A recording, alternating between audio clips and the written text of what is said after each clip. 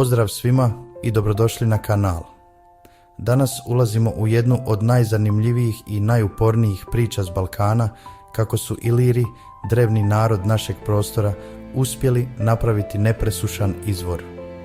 Možda ste i vi čuli rečenicu to su Iliri napravili, zato nikad ne presušuje. Ali koliko je tu zapravo istine? Danas ćemo ogoliti tu legendu bez uljepšavanja, bez mitova.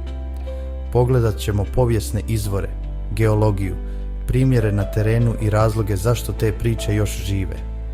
Ako vas zanima prava istina, ostanite do kraja.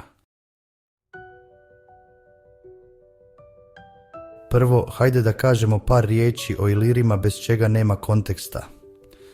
Iliri su bili skup plemena koja su živjela na Balkanu prije Rimljana od Slovenije i Hrvatske preko Bosne i Hercegovine i Crne Gore do sjeverne Albanije. Bili su ratnici, stočari, ali i majstori prilagodbe. Njihovo znanje o prirodi nije zapisano na papir, ali je ostalo u legendama i još važnije u djelima koja su preživjela. U mnogim balkanskim selima čuje se priča ovaj izvor su Iliri napravili, nikad nije presušio. Ali šta to zapravo znači? Ljudi su vjerovali da su Iliri znali pronaći i otvoriti podzemne vode na mjestima gdje prije nije bilo stalnog toka. To je djelomično istina, ali ne baš onako kako priča zvuči na prvu. Iliri nisu stvorili vodu, nisu je materializirali, nego su znali gdje je ima i kako je dovesti na površinu. Da bismo razumjeli ovo, moramo reći par riječi o geologiji Balkana. Veliki dio Dinarida je od vapnenca. Vapnenac je porozan, voda se upija i curi kroz pukotine i šupljine. To su takozvani krški izvori. Problem? Ti izvori često nisu vidljivi. Voda nestaje pod zemlju i izbija daleko dalje. Što su radili Iliri?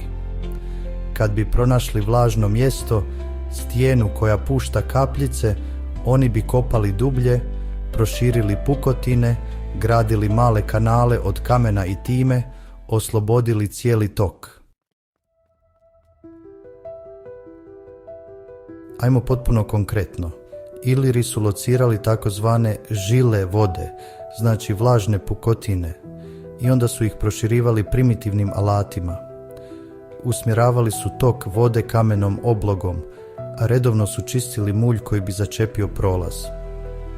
Ovo nije bio bunar u klasičnom smislu, već zapravo čišćenje prirodnog kanala. Kad bi voda jednom slobodno potekla, često bi ostala stalna, jer bi se napajala iz šupljeg, ogromnog rezervoara pod planinom. I to je ono što zovemo nepresušan izvor. Danas na Balkanu imate desetine takvih izvora, rasutih širom regije, od planinskih predjela do dolina i sela. Na primjer, Vrelo Bune kod Mostara, to je stvarno spektakularan krški izvor, poznat po svojoj snazi i čistoj vodi koja izbija iz stijene. Nije ga Ilir otvorio, ali odlično ilustrira moć podzemnih voda koje oblikuju krajolik i život ljudi u okolini. Zatim, mali seoski izvori u Hercegovini i Crnoj Gori, često ih zovu ilirski, jer su generacije čistile i održavale te kanale čuvajući tradiciju. Mnogi bunari u Bosni i Hrvatskoj, za koje stariji ljudi kažu ovo su napravili Iliri, prenoseći priče s koljena na koljeno, i zapravo često je istina da su Iliri prvi prokopali ili pronašli tu neku žilicu vode, a kasnije generacije su nastavile održavati i koristiti te izvore, čuvajući ih za budućnost. Ovdje dolazimo zapravo do srži, je li to mit ili stvarnost. Pitanje koje se postavlja već generacijama, dok ljudi pokušavaju razotkriti tajne ovih izvora i kamenih tragova prošlosti. Istina je, kao i obično, negdje između. Niti je sve izmišljeno, niti je sve onako kako legende pričaju. Mit kaže, Iliri su napravili čudo. Priče o njihovim vještinama i moći prenosile su se usmenom predajom stoljećima. Realnost, s druge strane, kaže, Iliri su koristili znanje koje mi danas više i ne cijenimo. To znanje bilo je praktično prilagođeno životu u surovim uvjetima. Na selu se to znanje prenosi generacijama gdje ima vode, kako je otvoriti, kako održavati kanal i kako zajednica brine o izvorima. Kad se to znanje izgubi, izvor se začepi, a voda nestaje iz svakodnevnog života sela. Kad se očisti, opet poteče, vraćajući život i nadu ljudima koji ovise o njoj. I tako, legenda postaje dokaz ilirske magije, iako je to zapravo samo staro znanje, vještina i upornost ljudi koji su živjeli s prirodom. A ima li dokaza?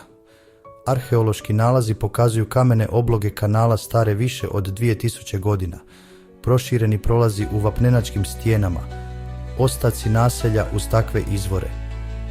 Ali nema napisanih uputa.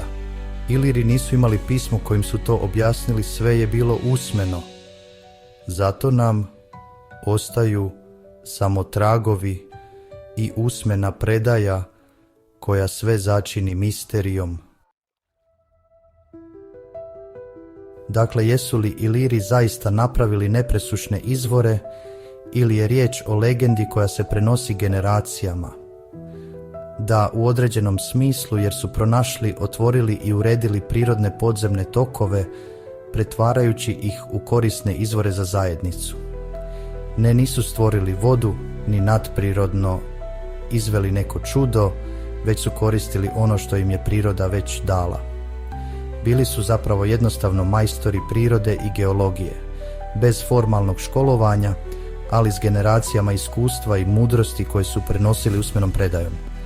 I zato su te priče preživjele do danas, jer istina je, iskreno, često zanimljivija od bajke kad znaš sve detalje i pozadinu. Ako ste stigli do kraja ovog videa, hvala vam na pažnji i vremenu. Lajkajte video ako želite još ovakvih tema i želite podržati naš rad. Pretplatite se na kanal i napišite u komentar, imate li vi u svom selu izvor za koji se priča da su ga Iliri napravili ili znate neku zanimljivu legendu. Vidimo se u idućem videu. Do tada, uživajte u prirodi i čuvajte naše izvore.